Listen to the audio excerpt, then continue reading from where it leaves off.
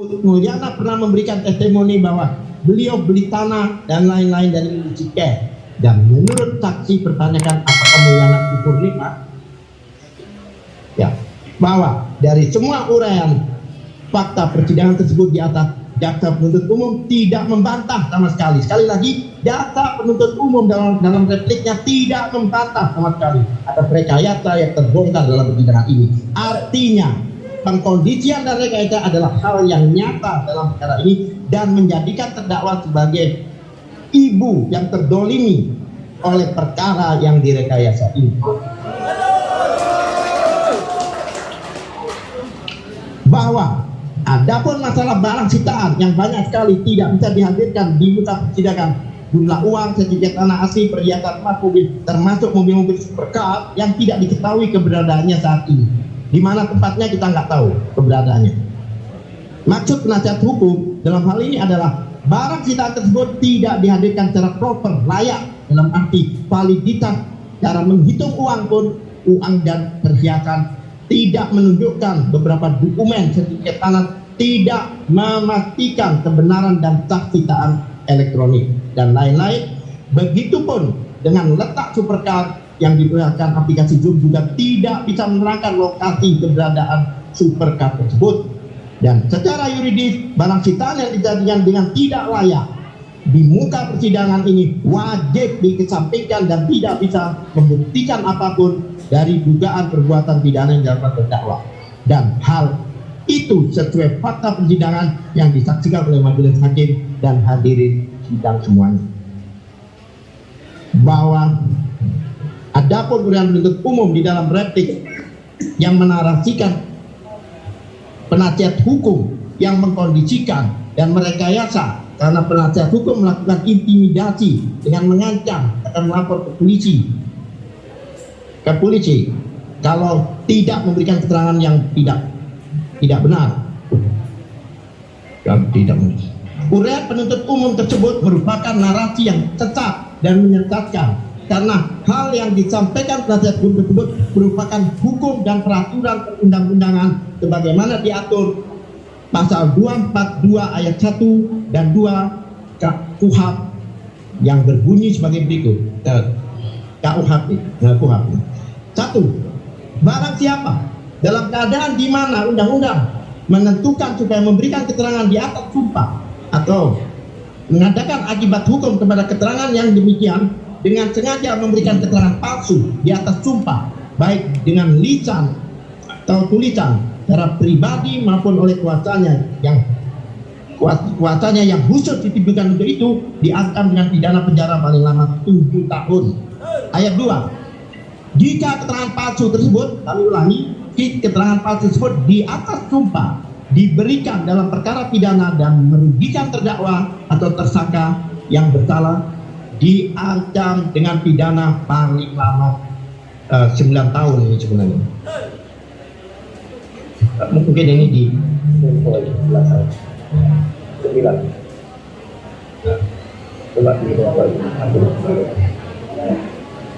Enak waktu kita 9 tahun ini. Renvoy.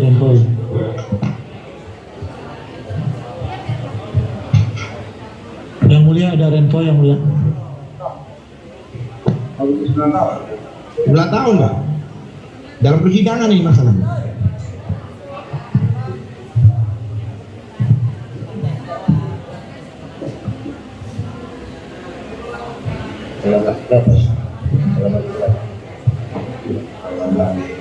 Hah? Iya, 12. Kami ulangi. Ayat 2,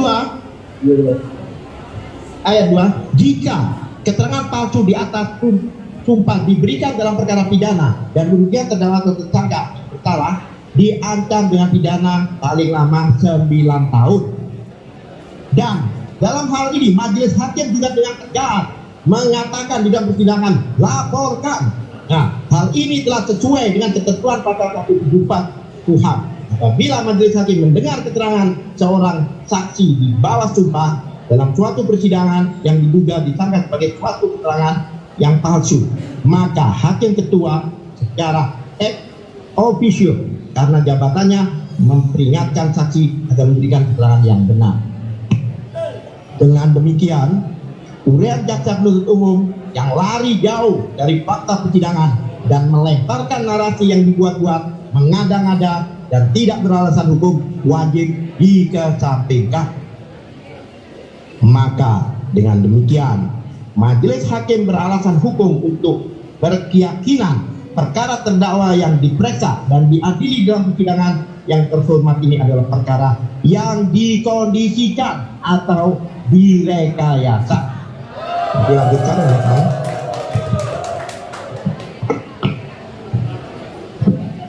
2.2 tentang tidak ada kerugian dalam perkara ini, bahwa di dalam repliknya penuntut umum menyebutkan ada 1.400 korban yang dirugikan edisi case. Keterangan penuntut umum tersebut bertentangan dengan dakwaannya yang dibuat sendiri, karena di semua dakwaan berulang-ulang penuntut umum menyebut kerugian hanya satu orang, yaitu saksi pelapor Mulyana, dengan asumsi kerugian 27,8 miliar rupiah. Kalau memang ada 1.400 orang korban dirugikan, kenapa jaksa penuntut umum tidak menguraikan di dakwaan dan tuntutannya? Karena kalau memang ada 1.400 orang yang dirugikan, pasti nominal kerugiannya pun akan bertambah. Tapi setelah kami teliti, hal tersebut tidak ada di dakwaan dan tidak ada juga di tuntutan. Dan jika memang ada dan merasa jadi korban, kenapa mereka tidak melaporkan dan penuntut umum juga dapat menghadirkan di muka persidangan 1.400 orang yang disebut korban tersebut. Sedangkan faktanya yang melaporkan sebagai korban hanyalah satu orang, yaitu Mulyana. Maka dari itu uraian penuntut umum tersebut tidak beralasan hukum, mengada-ngada, dibuat-buat, dan tidak sesuai dengan fakta persidangan. Dan sebagaimana telah disebutkan di atas, di dalam perkara ini cuma satu orang yang merasakan kerugian di antara 57.000 orang member edisi case, yaitu saksi pelapor Mulyana dengan asumsi kerugian 27,8 miliar rupiah. Namun saksi pelapor Mulyana tidak dapat membuktikan asumsi kerugiannya sebagaimana fakta persidangan. Penuntut umum tidak bisa menunjukkan asli dari rekening koran saksi pelapor Mulyana dan menghadirkan bukti rekening koran yang diatur sedemikian rupa seolah-olah asli, padahal di depan majelis hakim yang mulia disaksikan bersama-sama ternyata cuma halaman depan yang asli dan sisanya ke belakang adalah kopian yang tidak bisa dipertanggungjawabkan kebenarannya. Bukti tersebut dimaksudkan penuntut umum untuk menunjukkan kerugian saksi pelapor Mulyana sebesar 27,8 miliar. Namun bukti tersebut tidak valid dan harus dikesampingkan sebagaimana diterangkan ahli pidana Dr. Suparji SHMH yang pada pokoknya menerangkan barang bukti berupa fotokopi dari rekening koran yang asli atau yang berbentuk fotokopi yang tidak dapat disandingkan dengan aslinya dalam persidangan tidak dapat digunakan sebagai alat bukti surat.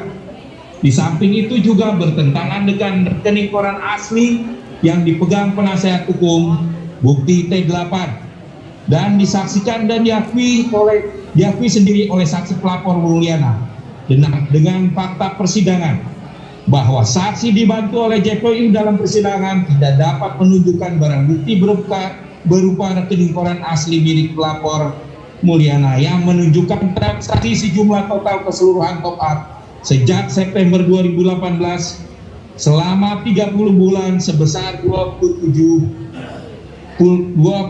miliar 832 juta 99 ribu rupiah seperti yang didakwakan oleh JPU. Dan semua saksi yang dihadirkan di persidangan mengakui pendapat manfaat dan keuntungan dari jual beli maupun mining edisi case. Kami ulangi, dan semua saksi yang dihadirkan di persidangan mengakui mendapat manfaat dan keuntungan dari jual beli maupun mining koin edisi case.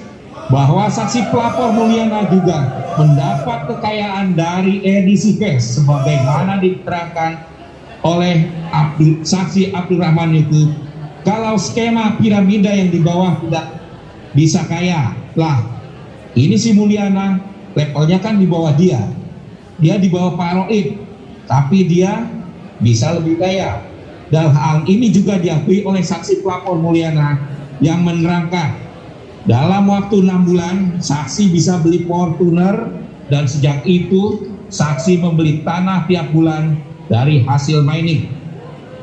Bahwa jaksa penuntut umum di dalam menguraikan repliknya mencatut nama Haji Nana Suharna yang seolah ikut dirugikan.